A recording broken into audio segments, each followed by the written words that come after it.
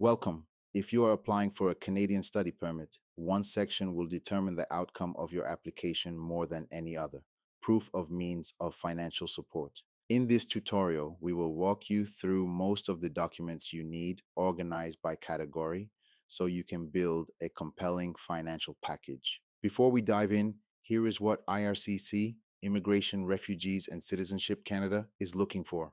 You must demonstrate that you can cover your first year of tuition and living expenses without needing to work illegally. The current minimum threshold is CAD 20,635 for a single student studying outside Quebec. IRCC is not just checking a number, they are checking the story behind the money, where it came from, how long it has been there, and whether it is genuinely available to you. Let's begin with your personal financial documents. These prove that you, the applicant, have direct access to funds and a credible financial history. The first document is your tuition deposit receipt. This is a strong proof of intent you can provide. If you have already paid a deposit to your Canadian Designated Learning Institution, your DLI, include that receipt. It reduces the total liquid funds you need to show in your bank account. The second document is a bank reference letter. This is a formal letter from your bank manager confirming your account details, the date the account was opened, and your current balance. It adds a layer of official authentication that bank statements alone cannot provide. Third, you will need 4 to 6 months of bank statements. IRCC looks for consistency. They want to see that the money has been sitting in your account for a sustained period, what is referred to as seasoned funds. A large deposit made just days before your application raises what is called a lump sum dumping red flag and can result in a refusal. Continuing with personal financial documents. Fourth, include proof of income or payslips. If you are currently employed as a finance officer, supervisor, or in any professional role, your payslips validate that the savings in your account were legally and consistently earned over time. This directly answers the question: where did this money come from? Fifth, investment documents such as treasury bills or fixed deposit certificates. These high liquidity assets demonstrate significant financial backing beyond your savings account. Make sure any certificates you include clearly show the maturity date or surrender value so IRCC can assess their worth. Sixth, landed property documents. While you cannot pay tuition with a house, owning property in your home country serves a critical secondary purpose. It is proof of ties to your home country. It demonstrates you have something to return to after your studies, which directly counters concerns about overstaying your visa. Now, what if a third party, a parent, relative, or employer, is funding your education? This is known as sponsor support, and the burden of proof doubles. You must prove two things: that they have the money and that they have a genuine reason to give it to you. Starting with the legal and identity framework. Your sponsor must provide a letter and affidavit of sponsorship. The letter explains the nature of their support.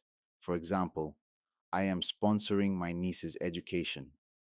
The affidavit is the legally binding version of this promise, sworn before a commissioner of oaths or a high court. Both documents are required. Alongside this, include clear copies of your sponsor's identity documents, their passport data page, or national ID.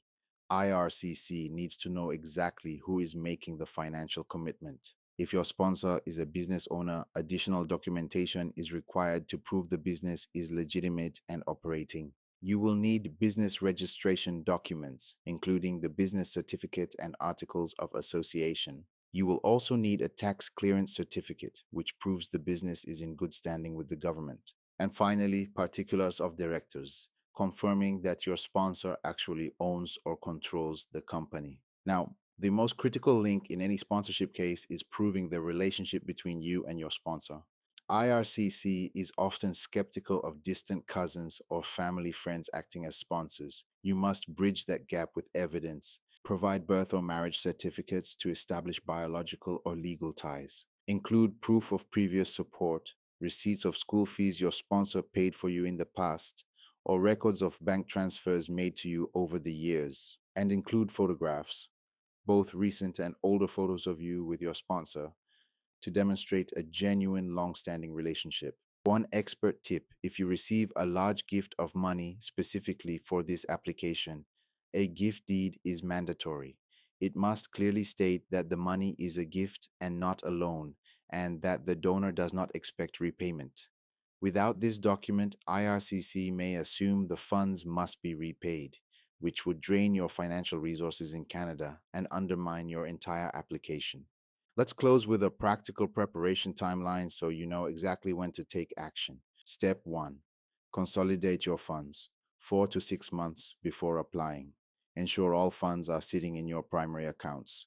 Avoid large, unexplained deposits during this window as they trigger dumping suspicions. Step 2: gather your source documents 3 months before applying. Collect your payslips, business registration certificates, and property valuations.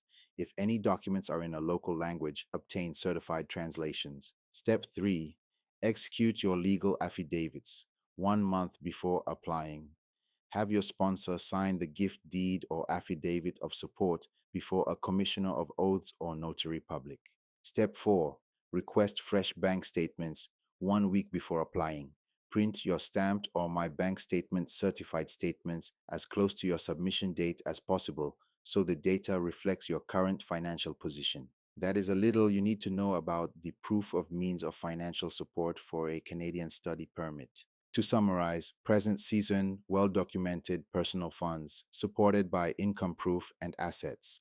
If you have a sponsor, prove both their financial capacity and your genuine relationship with them, and follow the 4 step timeline to ensure every document is current and legally sound when you submit. If you found this tutorial helpful, share it with anyone preparing their study permit application. Good luck.